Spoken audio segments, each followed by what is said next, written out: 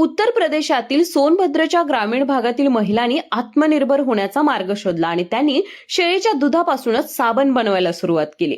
याचा फायदा केवळ महिलांनाच नाही तर शेळी पालकांना सुद्धा होतोय। या महिलांच्या कामाची परदेशात चर्चा होते। या महिलांचं म्हणणं आहे, पूर्वी लोक त्यांच्या कामाची खिल्ली उडवायचे आणि आता मात्र यांचे साबण जर्मनी आणि वेगवेगळ्या देशाला जातात।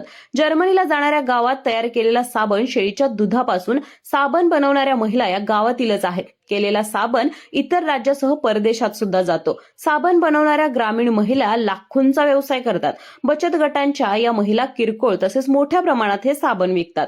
या व्यवसायामुळे गावातील शेळी पालकांचं उत्पादन वाढले। शेळीचं दूध आता 300 ते 400 रुपये प्रति लिटर दराने विकले जाते। काही महिलांनी आपल्या घरातच शेळ्या पाळायला सुरुवात केली आणि यापासूनच तिच्या दुधापासून आता वेगवेगळ्या प्रकारचे साबण तयार केले जातात। आहे की नाही भन्नाट कल्पना?